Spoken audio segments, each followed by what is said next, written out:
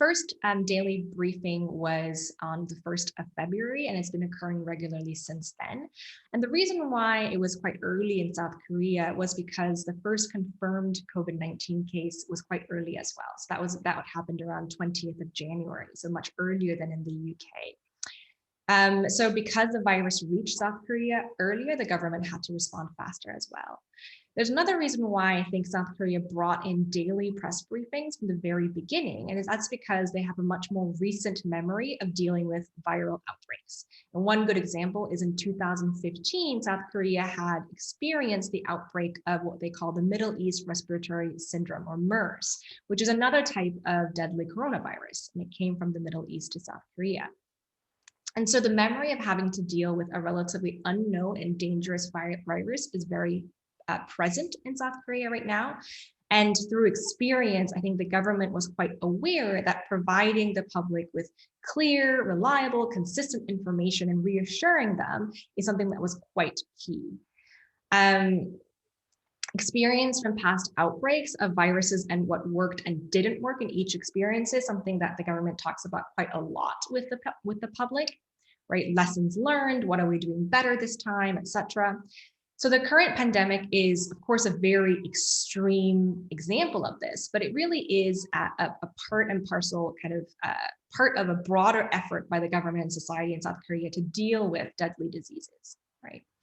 I should note that unlike in the UK, the daily briefings in the UK, where daily briefings was led really primarily by political leaders like the Prime Minister and kind of supported by scientists, in South Korea, it was the other way around. Scientists really, public health officials, medical officials, and scientists really took the lead on the briefings, providing lots of information about the virus itself and not just about what the government was doing to respond to it.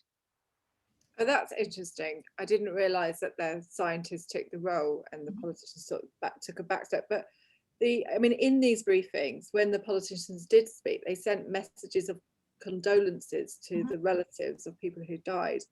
What do I mean by a message of condolence, and why do you think that was so important? I mean, why were they sort of doing that? Why was the Prime Minister of South Korea sort of doing that in those briefings? Yeah, so when there were people who died in the past 24 hours before the press briefing would often start with with recognizing that this is a very sad moment for the families and loved ones of that person, and sending a message of condolences directly from the government and the people at large to those individuals who are affected by it. I think it was quite important for people in South Korea to have this moment. Because the number of people who have COVID-19 and who have died from COVID-19 is relatively low. So if you are someone who is quite lucky in South Korea, you would not really know personally people who suffered from the virus or who died from it. So by having these direct messages of condolences and grief, South Korean people were able to kind of reaffirm their solidarity within the greater community that they're living in.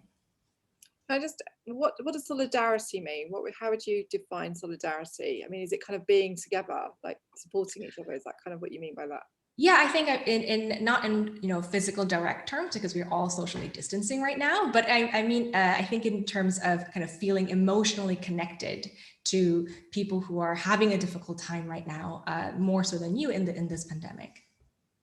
And but picking up on that idea of solidarity, what was there was a hashtag campaign, wasn't there? The hashtag is something that's used on social media to connect threads and things across. And there was a hashtag which was called #ThanksToChallenge. Can you just explain what that was? Yeah, this was a social media campaign started by the government, and it was aimed to show gratitude to specifically medical professionals like doctors and nurses and other carers, but also to other people, organizations, even things that helped you get through this pandemic and help you kind of deal with this virus in this difficult time. And so visually what you do is you show your kind of thumbs up in a picture on Instagram and put the hashtag #ThanksToChallenge, and you list, you kind of express your gratitude to whoever you want to thank in that context. And then you nominate 3 people to kind of carry on this challenge forward. So this was kind of a pretty widespread campaign. Even the president participated in it. And kind of interestingly, one of the people, or one of the things that he thanked, was the Baby Shark song, for thanking it for keeping small children company during very scary times. So it really was about anything that really kind of helped you, stay positive and be part of this kind of national effort against coronavirus. I love that I love the fact that he recommended the Baby Shark, or thanks to Baby Shark. Yeah.